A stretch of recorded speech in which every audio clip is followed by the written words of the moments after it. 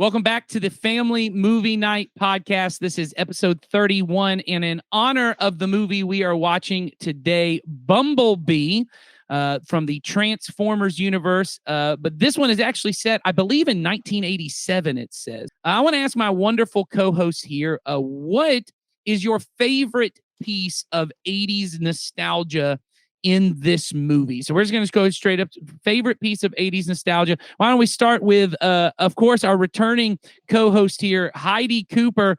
Why don't you tell us a little bit, what's your favorite piece of nostalgia in this movie? So for me, it definitely is the music. The music in this was awesome. Yeah. Yeah. Was there a particular song that just stood out to you that you just remember being like, this right here captures 80s experience? Take on Me. Oh, yeah. Yeah. Hard not to. For me, it's Everybody Wants to Rule the World. I think Tears for Fears is like the greatest 80s band of all time. They're just knocking it out of the park. So, hey, next up, let's talk to the villain of our podcast. But, we talked earlier before we were filming about how Angela Bassett is kind of hidden in this movie as the queen villain. And we'll talk about that more later. But I do not feel like it is appropriate for Sawyer to get to have that level of bossness and swagger to himself. So he's going to have to be one of the lower level villains in this movie. So I'm going to make you a Dropkick, which was played by Justin Theroux. I just want it to be known. I am Angela Bassett always. Okay. That is absolutely incorrect. Okay. So go ahead. Sawyer Hewlett, what is the piece of nostalgia you are in love with? Honestly, the clothes, all the characters, like, this is like something that gets really underrated in movies, like aiming for nostalgia, like, Stranger Things. People just wear like jeans and maybe have like frizzy hair and stuff like that. Yeah. This movie, like, she has like a crappy shirt on and she has like bangs and stuff like that. It's very 80s. Oh yeah. Yeah. I will say they absolutely killed it. The denim jacket with the cut off sleeves. She's just killing it every second. I love it, especially. Wow, whatever. All right, Donnie Dorsey, hero of our podcast. Hit us with it, man. What's your favorite piece of nostalgia in this? I think it's honestly like the electronics and the things. Oh, like having the tape deck and everything, and like the television with the bunny ears, like and all the older stuff where I'm like, man, I remember actually using some of these things. Yes, I love that they have a juicer at one point. Yes. It's like one of those legit juicers and they're making a whole deal out of it. Did anyone, I know not a lot of us grew up in the 80s. That might be, we're all young. Did anyone have a Who are you talking about? I don't know. I was not. I was born at the end of the 80s, but I'm pretty sure both Donnie and Heidi were alive for parts of the 80s. Yes. Did you guys have a Walkman? Yes. Oh yeah. I had a Walkman in 1995. Oh really? Dang. Oh yeah, man. With those it was the first it was the Walkman. Then you got the CD player with the anti-skip, and you were. I did have that. I did have a CD player. We had tape cassette Walkmans. I mean, 100%. I broke my back to your favorite part of the song and hoping that you didn't miss it. I destroyed my dad's Hootie and the Blowfish cassette tape because I listened to it too many times. And he'd like record like the radio playing. Like on our cassettes, and then so we could listen to our favorite song without having to wait for it to come on the radio. I called into a radio station and got them to say Nathan requested this song, and I recorded them saying Nathan requested this song. And if I'm honest, I don't know this 100%. I think it was Radio Disney. So.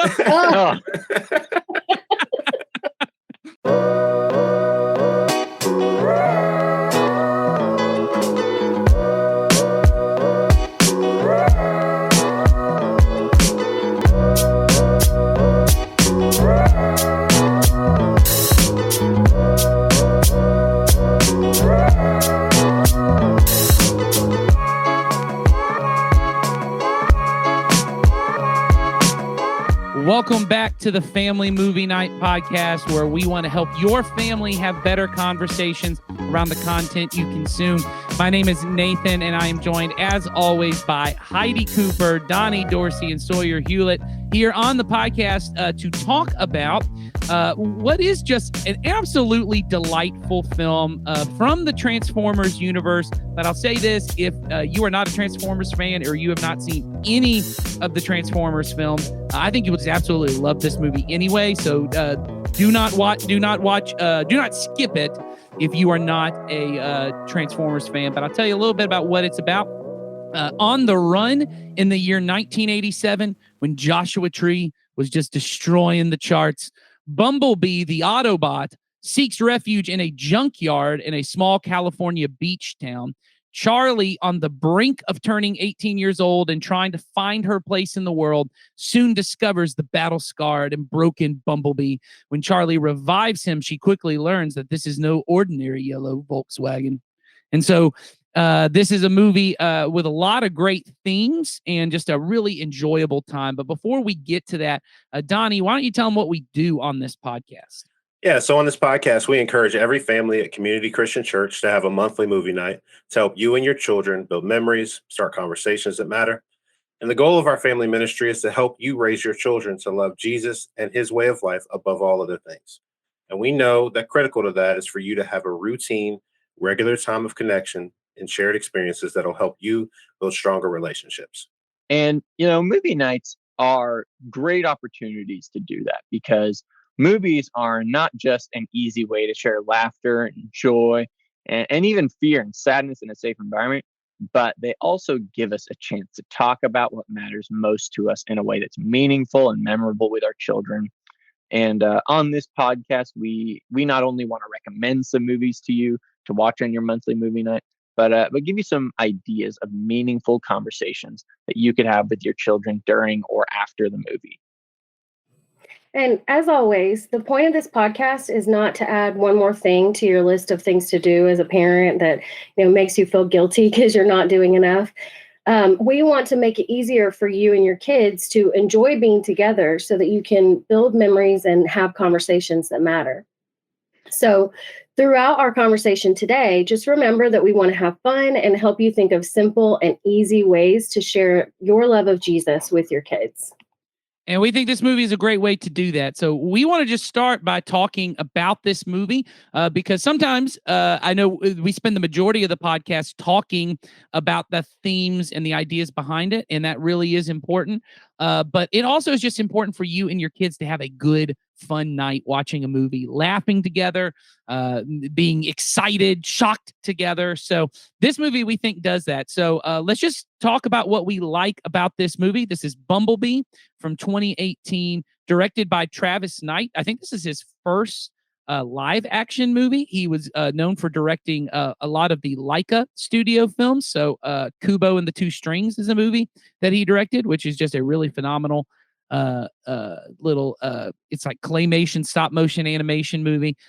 He worked on a bunch of their films, and I think he brings that to this. It's very visually it's the best to me, even though the other ones were directed by Michael Bay and have his normal flourishes. This is the best looking. It's very clear what's happening in the movie. And so I'm a fan of it. I'll have a little more to say about it, but Donnie, why don't you start, hero of our podcast here? Why don't you tell us what is it you enjoyed about Bumblebee? Of course, I like the nostalgia. I love how they were able to have a film in modern day that was able to capture so much of a different era. And the actors that they chose were great. I thought the story was like through and through just pretty consistent. I didn't get lost in it. I didn't get like distracted by other things. I just thought it was entirely enjoyable, honestly. Yeah, and it's and you were talking about it being a modern movie that's able to capture this. I think what this movie does so well in that regards is this feels like an 80s movie. It doesn't just look like an 80s movie. It feels like it. In fact, the only kind of missteps I think in this movie are when they kind of bring some of the modern sensibilities to it, some of the kind of jokiness. A lot of those 80s movies had this sincerity about them. Yeah. It felt like we're taking this seriously. It really matters. It feels very weighty and emotional. And there's a lot of things like Stranger Things, which kind of ape a lot of like visuals from the 1980s, but very much feel like a Netflix drama that's made today. This feels to me like it was made in the 80s, just with better visuals. I mean, would you agree with that, Donnie? Yeah, I don't disagree at all. I think you're right. I mean, I think it does do that very well. All right, so Sawyer Hewlett, villain of our podcast, did this movie being as heartfelt and heartwarming and genuine and sweet, did it just disturb you as the villain of the podcast, or did it warm your cold, dead heart just a little bit?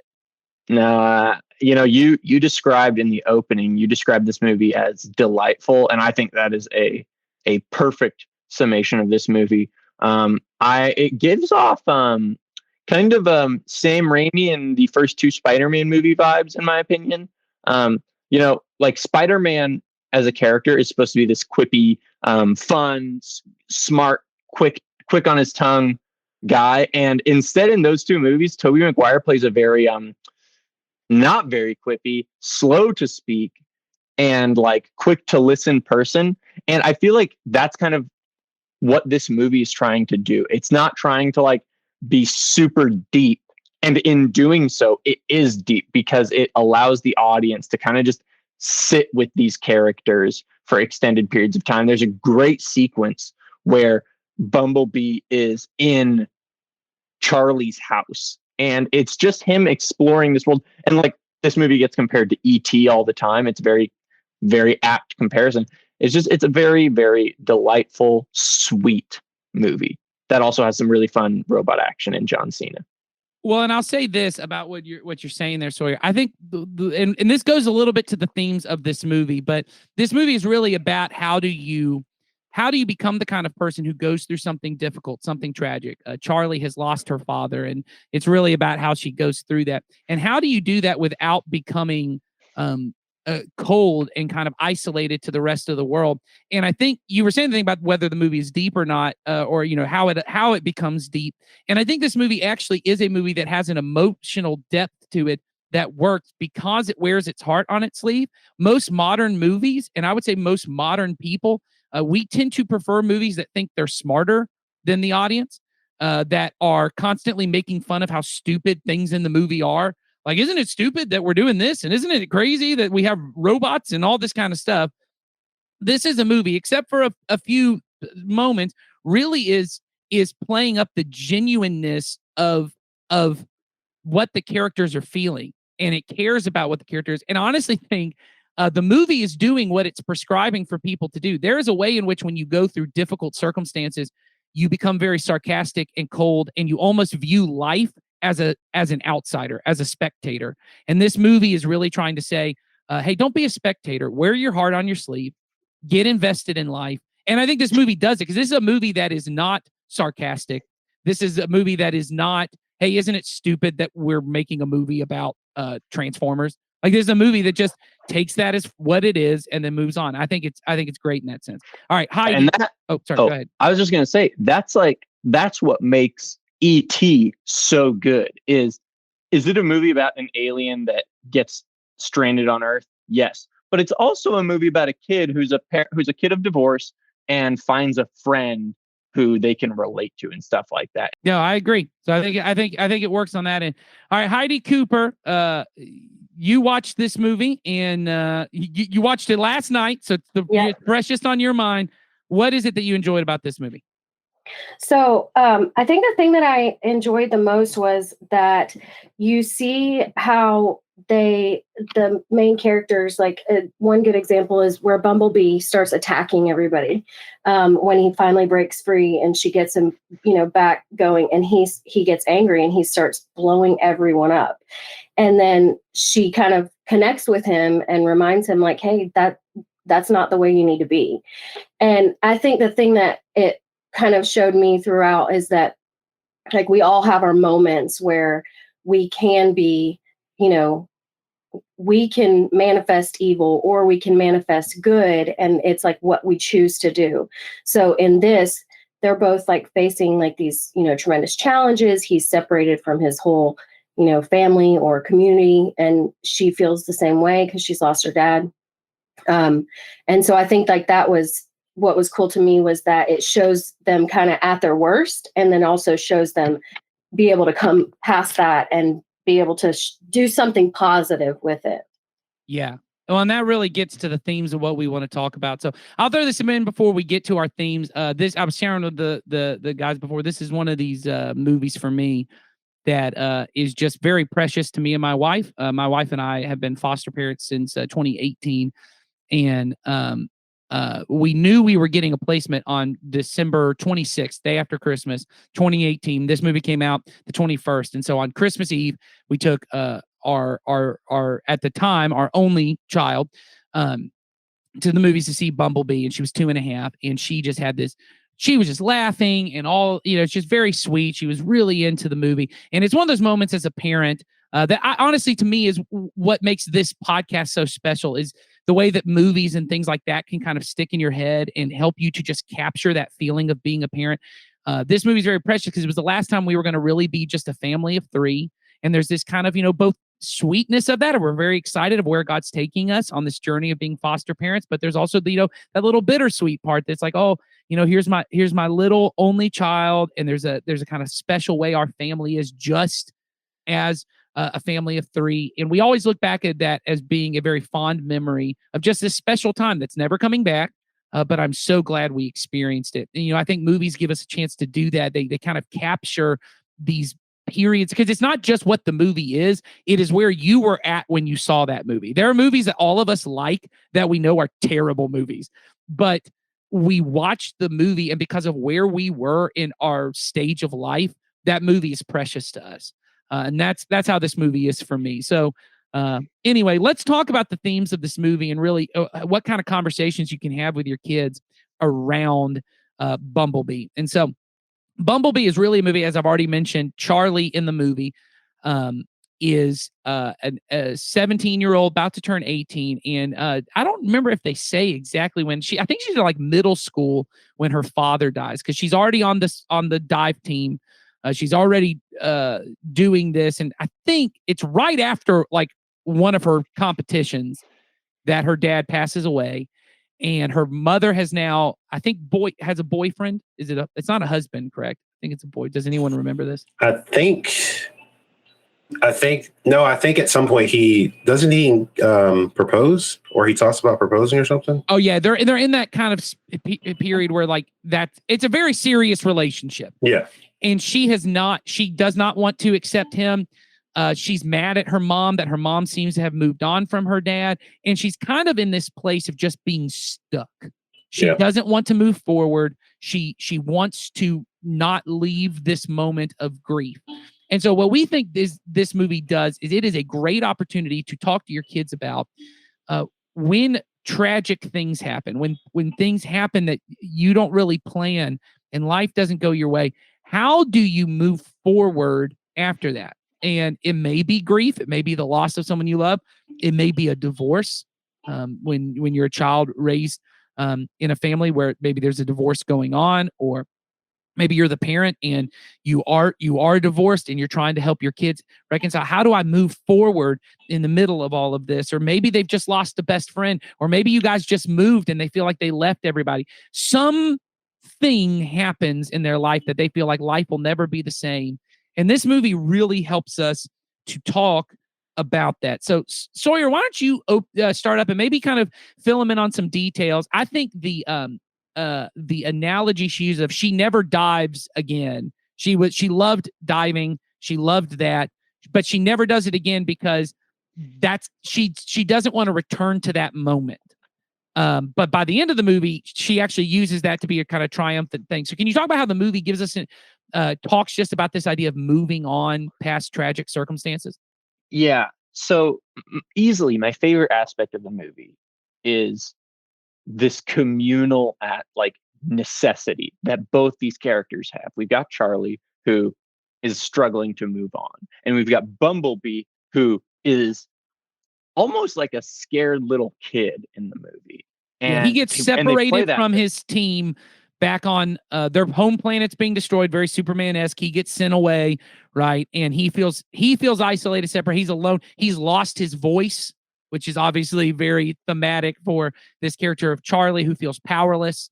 So they're very much mirror images. They're foils of each other. So and there's a great scene where she and Bumblebee are bonding, and there's kind of this third boy that has a crush on Charlie and stuff like that. And they played that up really well, by the way, throughout the movie. But what I love about this one scene is Bumblebee takes them to the edge of this cliff where there's this high school party happening, and it's a bunch of kids that have kind of been, I don't want to say bullies to, okay, by today's standards, they're definitely bullies. By 80s movie standards, they're like best friends. But still, like she's very insecure around them, understandably so. They're not nice. And Bumblebee is like, hey, they're like trying to egg you on to dive. You're strong enough to do that.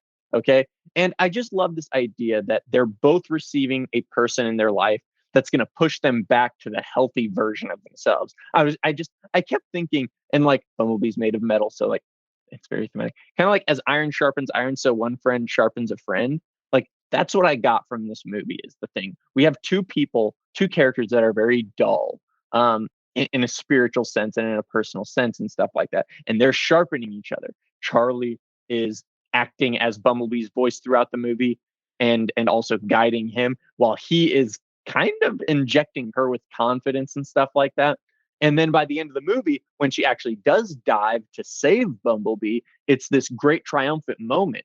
And oh gosh, there's a moment in the end right before Bumblebee has to be saved where the two of them are both running from my character, Angela Bassett. And it's this great moment where like you see the two of them both terrified, but both kind of like in tandem, in sync, So I love that aspect of community that the movie is aware of. So I think here's how you end up having this kind of conversation with your kids. I agree. I think the movie, it talks about how when I go through a difficult circumstance, Charlie at the beginning of the movie, she wants to isolate. And I think we see this with our kids a lot of times. They go from elementary school to middle school and their body is changing or they've lost a friend group or something happened and it just feels a little tragic to them. The nature of many kids is to turn in on themselves and say, I just don't want to engage with the rest of the world, right? My parents just got a divorce and I just want to be alone. I just want to be by myself.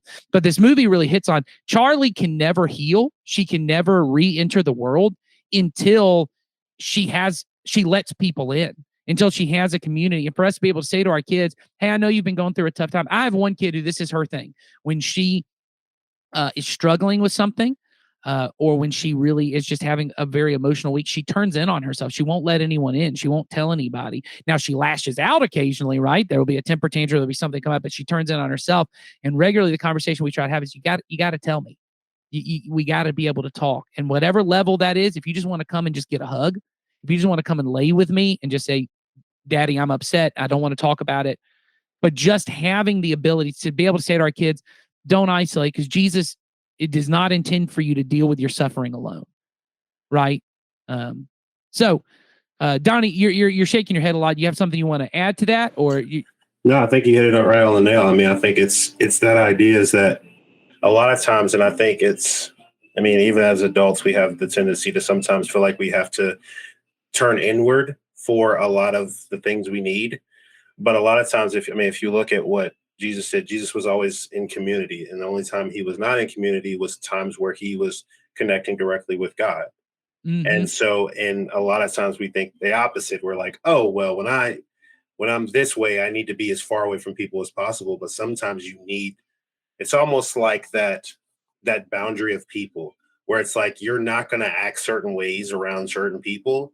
And so you're going to kind of quell it a little bit. And maybe as long as you have a very honest relationship with that person, you'll be able to be like, hey, look, I just need you to be here. Like you were saying, like, I just need you to be present with me. I don't need you to say anything. I don't need you to tell me that I'm wrong or right. I just need you to sit here with me. Yeah. Well, and I think that's huge. And I just think it's a matter of helping our kids to understand, because ultimately as parents, it's what we want. I think what we want as parents is that they never, ever feel sad.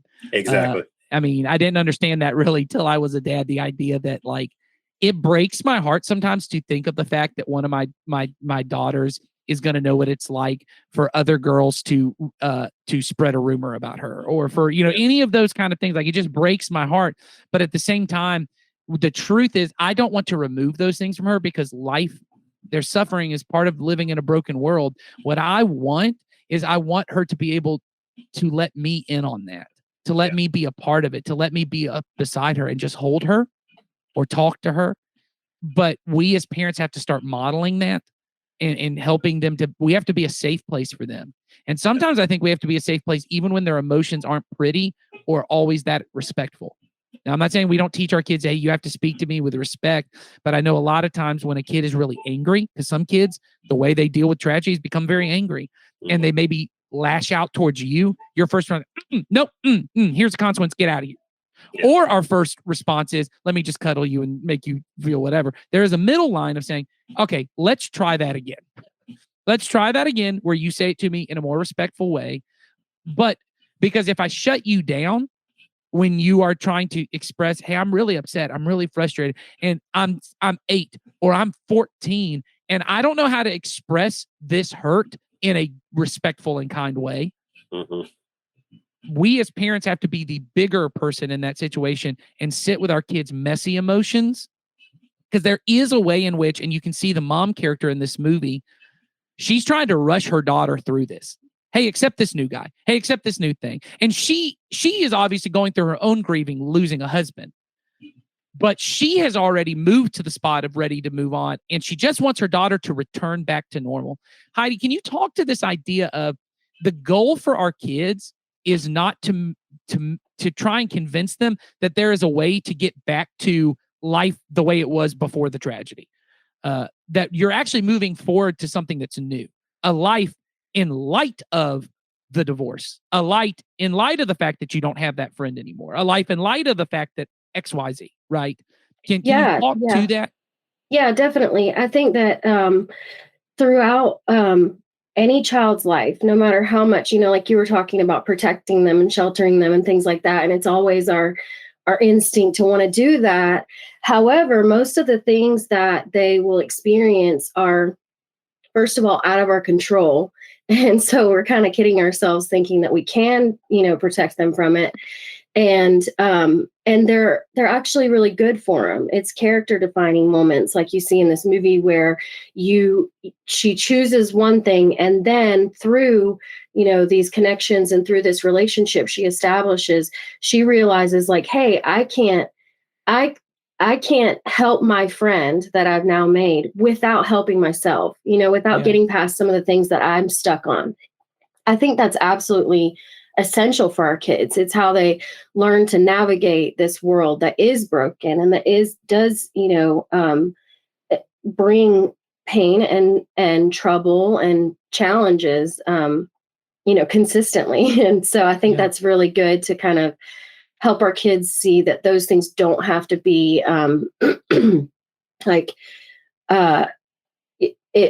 things have changed, but they're still good. Yeah, that God is bringing something good, but the good is it's a new thing. Our family will never look the same again. You know?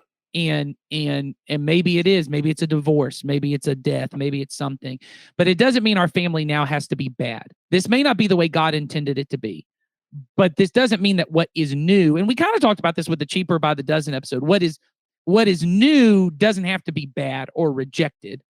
I can find ways to bring how do I meet God in the middle of this messy situation? Well, and I think the other side to that is that when we start looking to meet God in it, or his community in it, then we realize it's been there. He's been there, he's waiting, and he's ready to show us how to move through these things that we're challenged with if we choose to look for him. Yeah. Well, and I think this is a really complicated idea to get across to children. So we're really talking about it to try and help the parents get it clear in their mind.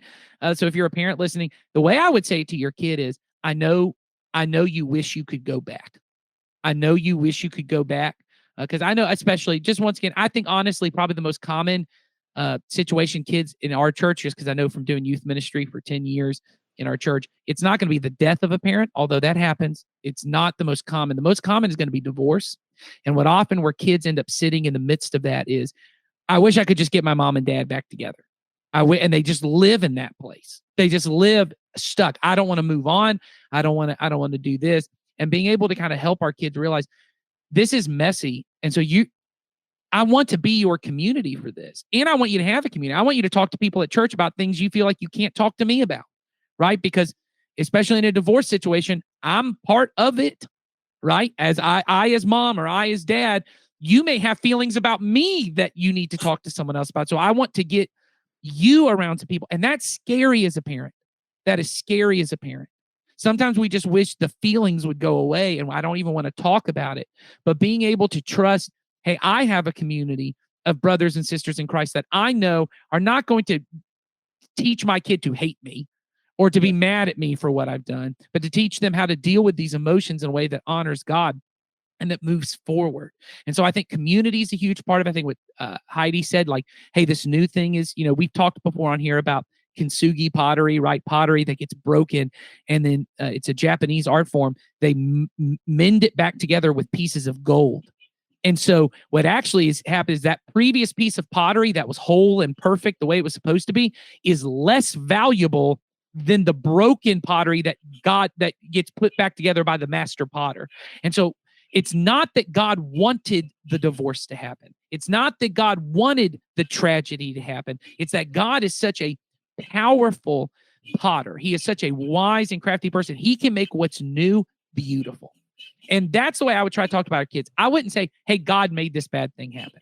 Or, hey, God wanted this bad thing to happen. Because sometimes we're trying to defend decisions we've made by saying, oh, this was a good decision. This was a right decision. Yeah. I don't have to defend mine. Make God the hero. God is so good that even though this bad thing happened, God can mend this and make this better and beautiful. And that's a powerful thing to do for your kids. Donnie, what were you going to say? Well, I was going to say, like, and on top of like when we're communicating and like creating that safe space, it's very important, especially as a parent, to speak from personal experience, especially if you have it in those areas. Yeah. Because it's that level of connection of going, hey, this person that I respect and that loves me very much has went through this, and they were able to make it to the other side of this. Because yes. I think it's very easy as a parent to not want to show the chinks in your armor, so to speak, because you want to be the superhero and the one that saves the day. But I think it's one of those things where in those weaknesses or those missteps or those things where just things didn't go as planned, that you're able to show that that good can still come from it. Because go ahead. Because you can go through like numerous ones in the Bible of people that went through hardships and had things that were definitely not on their plan of things that were going to happen. And God was like, okay, I'm going to take this and I'm going to make this, like you were talking about, I'm going to make this new. I'm going to make this better. I'm going to use it for my glory. And I'm like, that's amazing. Yeah. Well, and that's what we want. And this goes once again just to the community, because I think the community is a part of it. There will be things your kids go through that you can't personally speak into. But when you have other brothers and sisters in Christ and you're in their life and they are able to speak to things. So I'll just talk about my situation. I have 3 of my children because they're adopted. They are growing up in a situation that is completely foreign to me. I can't necessarily relate on what's it like to have a birth parent and not be able to be with them. But I have multiple people from our church family that is their story. Not that they were adopted, but they didn't. One person in particular regularly takes my daughters out for lunch and will just sit and just say, hey, I know exactly what it's like to not get to grow up with your birth mom. I know exactly what that's like. And to grow up in a family and you're thankful for your new family, but you're sad about your old family. That's something as dad that I can speak into, but I'm not coming from a personal thing. And I'm so thankful to have this sister in Christ who will have that conversation in a way that would say the things to her that I wish I could say to them that I can't. Same difference. I have two of my daughters they are biracial. They're black and white. There are experiences that they will go through because of the color of their skin that I can speak into. And I can say what God would say, but I've not personally experienced. And so once again, I have Black brothers and sisters in Christ who can come around my children and be able to have those conversations. The goal is not for you as the parent to be able to do it all yourself. The goal as the parent is that you would point your children to Jesus and his church, that it's this community of the church that really gives our kids the wholeness they need. So you as a parent, I would use this as an example. if you know stories from your kids' teachers or other adults that you feel like they would be comfortable with you sharing, say, hey, I know you're in this, that person went through the same kind of thing. Maybe you could talk to them. Maybe you could go have lunch with them, and maybe they could help you understand how to do it. That is only good for your kid. There is nothing that can come bad from them knowing other believers have triumphed in that. All right, we're running low on time. So I want to talk about one other aspect that Donnie actually noticed that I think is huge. And I want to talk about this idea of redemptive suffering. It's this idea of not letting your suffering make you angry and hostile and aggressive to the world around you. I mentioned before the book by Howard Thurman, Jesus and the Disinherited. It's actually the book that Martin Luther King Jr. carried with him in his pocket while he was doing civil rights work. It was that critical to him. And in this book, Howard Thurman talks about this idea that people who are persecuted, people who are oppressed, people who have lots of suffering in their lives, you can really go one of two ways. You can begin to kind of see yourself as life is so unfair, and you see everything in life through the lens of how your suffering affects you, and it makes you angry, and it makes you bitter, and it makes you hostile towards others. But he said there's another way that you can allow Jesus to transform your suffering, and suddenly you're seeing through a different lens, and you're seeing how you can help other people who've gone through the same thing. Be able to say to your kids, hey, I know that this divorce is really hard, but you know that, like we said, there are other people who have gone through it, and maybe now you have a level of compassion for other kids who are going through the same thing. You can be the person for them that we were just describing earlier. You can be the person to relate to them. So, Donnie, you noticed something in the movie about Bumblebee's eyes that we thought just fit perfect with this. So you want to talk about that and then talk a little bit about that idea?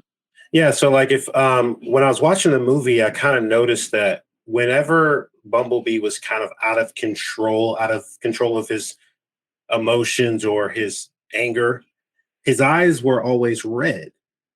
But when he was in a protective mode, trying to protect the people, and he was doing things for the sake of just not to hurt, but to keep from harm, his eyes were blue. And I thought that was so key because I was talking with my kids about it. And I was like, do you see how when his eyes are red, he's not in control of his emotions. He's not in control of what's happening. He's just reacting to the situation around him. But when his eyes turn blue, you can see that he's not trying to harm the person in front of him. He is simply seeing that he has someone that he cares for, that he wants to protect along with himself. And he is just trying to defend them, not to bring them harm. And I thought that was so key. And it was a cool little conversation I had with him about, like, there's a difference between, handling those emotions and how it looks on the outside. Well, and I think what you're saying there, Donnie, that is just huge for our kids is to be able to say to them, you can flip the switch of what this situation means to you. You can change your eyes. You can change how you see this. And you can either see this as evidence that your life is harder than everyone else's, and that the world is cosmically unfair to you, and that everyone else is just trying to take advantage of you and get things that you can become the kind of person who's just angry and wants to hurt people. You can become the kind of hurt person who just wants to make other people feel about it. We regularly have our girls say this phrase when they do something to try and make one of their sisters mad, which, that's a normal little kid thing, right? I'm mad at you, so I want to make you mad too, is they have to say, I was mad and I just didn't want to be the only person who was mad. That there's a thing in me that when I'm hurt, it feels unfair that I'm the only one who's hurting, so someone else should have to hurt too. And I said, that is never what Jesus wants you to do. What you should do is go, I'm hurt, so let's heal together. Let's heal together. I want to be healed and I want you to heal. And I think being able to do that, and that's where suffering becomes redemptive, right? It makes something better. It becomes all a part of this. So these are big conversations. We're not expecting you to have them all with your kids, but be able to take any of this, be able to get your kids to see, hey, good things can come out of bad. Hey, don't isolate when bad things happen. Hey, don't become someone who hurts other people when you're hurt. All of that's really important. But before we wrap this whole thing up, I wanted to give Sawyer a chance to try and defend to me why John Cena is a good choice for this movie. So this will be our little debate here. I'm just going to say, I think John Cena is a terrible choice for this movie, and I'll say my reasons why. But I want to say Sawyer, he wanted to talk about John Cena, so let's go ahead. Sawyer, just lavish your love on John Cena. So here's my thing. John Cena in this movie is fulfilling the role that we were never given, in that Arnold Schwarzenegger was never in a Steven Spielberg movie, is the thing. Imagine if in Commando, imagine if the main character of Commando or Predator, imagine if Dutch from Predator was the actual villain of E.T., if he was the doctor scientist guy. And that's the pitch, okay? And so your pitch for this movie is to have an Austrian bodybuilder be John Cena, or for John Cena to be an Austrian bodybuilder, former governor of California? I'm saying that they would do the same thing. If Arnold was in E.T., he would be doing the exact same thing that John Cena is doing here, okay? It's this hammy, ridiculous performance that, like, there's no way that any military guy is that jacked, regardless of how jacked military dudes are. They're not that big, but it's kind of fun. Okay. It's a very Fast and Furious vibe that John Cena gives off in this movie that Arnold would also give off in E.T. per se. Okay. Here's my argument for why all of that makes no sense. Oh, it doesn't make sense. I'm not claiming that it makes sense. No, here's my point. John Cena can't play anyone other than John Cena. I think he's great, but Peacemaker is basically John Cena playing John Cena if he was this like vigilante murdering psychopath, right? John Cena in this movie is playing John Cena, and it feels completely out of character. The whole time I'm going, why is John Cena in this movie? I don't even know his character. Do you know what his character name is? No. Okay, so you did what I did. Why is John Cena talking to the Decepticon? Not why is Special Agent Jack Burns? Is that actually his name? Oh my gosh. So anyway, that's so generically stupid. Oh my god. But I will say this. I will defend Sawyer on this for one point of this. Okay. So in the context of what he's talking about, there is an essence of that character that as a military person and a person that is simply meant to defend people, he's exactly what you would want or expect in the military. Yes, that you would certainly want him to say, "You can't see me," which I thought he was going to say at one point in this movie. I kept wondering, like, when is he going to put on cargo shorts? Yeah, that would have been very meta of the movie if they would have done that, which would have been hilarious. Why is John Cena not wearing cargo shorts this whole time? Why is he supposed to be this military guy wearing a white T-shirt? Why is he not rapping out of nowhere in the middle of this? All right. Well, very good. Hey, we wanted to have fun with this right here at the end, but hey, we hope you guys have great conversation that help your children love Jesus and his way of life even more. Because if you can just help them to embrace these ideas around what it means to live life with Jesus, it makes Jesus even more beautiful. And so that's ultimately what we want as parents. So we hope you have a great conversation. We'll see you next time.